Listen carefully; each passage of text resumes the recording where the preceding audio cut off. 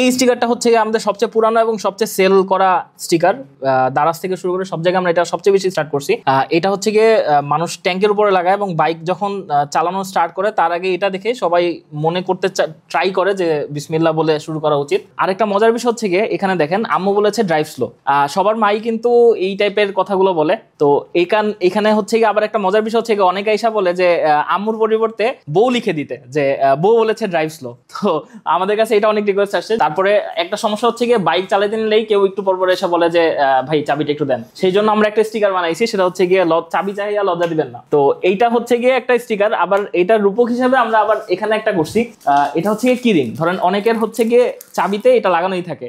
তো অনেকে হচ্ছে গিয়ে চাবি যখন কেউ চায় তখন এই সামনে এটা ধরে রাখে যে ভাই এই যে দেখেন চাবি চাইয়া লজ্জা দিবেন না। বাইকের স্টিকারগুলোর মধ্যে সবচেয়ে চাহিদাপূর্ণ হচ্ছে গিয়ে অ্যারাবিক যে স্টিকারগুলো বা ইসলামিক যে স্টিকারগুলো সেগুলো। আমার পিছনে দেখতেছেন এটা হচ্ছে গিয়ে মাশাআল্লাহ লেখা। গাড়ির সামনে বা বাইকের সামনে সবাই এটা লাগাইতে পছন্দ করে। এটা সাদা এবং কালো দুইটা ভেরিয়েন্টে আমাদের কাছে আছে। তারপর আরেকটা লেখা হচ্ছে কি মে আল্লাহ কিপ আস সেফ। এটা অ্যাকচুয়ালি একটা কাস্টমার আমাদেরকে দিছিল, সে তার বাইকে লাগাইছিল এবং এটা দেখা দেখি অনেক মানুষ এটা চাইছে, যার কারণে আমরা এটা রেগুলার নিয়ে আসছি। অবশ্যই তাকে আমরা জানাইছিলাম যে ভাই এটা আমরা আনতে পারবো নাকি। তারপর আলহামদুলিল্লাহ যেটা এটা হচ্ছে আলহামদুলিল্লাহ লেখা, এটাও মানুষ বাইকের সামনে গাড়ির সামনে লাগাইতে পছন্দ করে। না আমরা শৌখিন না, প্রয়োজনের অনেক স্টিকারও বানাই। যেমন ধরেন অনেক শপে লেখা থাকে নো স্মোকিং, সিসিটিভির স্টিকার থাকে, সেগুলো আমাদের থেকেই যায়। প্লাস অনেক শপের গ্লাসে অনেক ধরনের স্টিকার লাগানো যায়, সেগুলো আমাদের থেকে যায়। যার যেরকম ডিমান্ড আমরা সেরকম প্রোডাক্ট বানাই দিই তাদেরকে। বাইকের অরিজিনাল অনেক স্টিকার থাকে যেটা বাইরে থেকে মানুষ নিয়ে আসে বিভিন্ন ডিজাইনের। তো সেগুলোর প্রাইস আসলে ভ্যারি করে, প্রায় 10,000 থেকে 30,000 টাকা পর্যন্ত হয়। সেম প্রোডাক্টটাই আমাদের কাছে যদি বানান আপনি,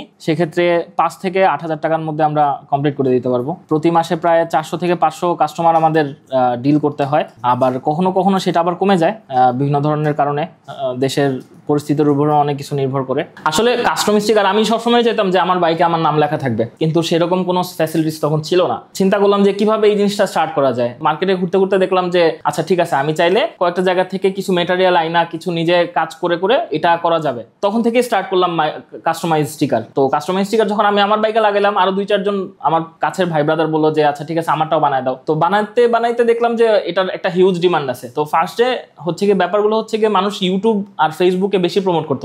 তখন মানুষ বলতো যে ভাই আমার ইউটিউব নামটা দিয়ে আমি একটা স্টিকার বানাবো। তখন আমার একবারে চিন্তা হলো যে আচ্ছা বাংলাদেশে আর কয়টা ইউটিউবার আছে, হ্যাঁ আমি তো স্টিকার আর কয়দিন বানাবো। তাও স্টার্ট করছি যে আচ্ছা আছে হয়তো শখানেক ইউটিউবার আছে বা হাজারখানেক ইউটিউবার আছে বা সেই হাজারখানেকের হয়তো স্টিকার আমি বানাই দিতে পারবো। বাট মজার বিষয় হচ্ছে গিয়ে এই 5 বছর ধরে আমি শুধু ইউটিউবারের স্টিকার বানাইতেছি, অ্যান্ড আমার রিপিটেড কাস্টমার প্রায় 40%, বাকি যে 60% আছে সেগুলো প্রায় নতুন নিউ কামার। সো দেখা গেছে যে সবার কাছে একটা ইউটিউব চ্যানেল আছে, সবার কাছে একটা ফেসবুক পেজ আছে, আর সবাই এই ধরনের স্টিকারগুলো তাদের বাইকে লাগাইতে চায় বা নিজের পার্সোনাল যে আইটেমগুলো সেগুলোতে লাগাইতে চায়। স্টিকারের কোয়ালিটিটা হচ্ছে গিয়ে আমরা সবসময় কাস্টমার থেকে ফিডব্যাক নেই।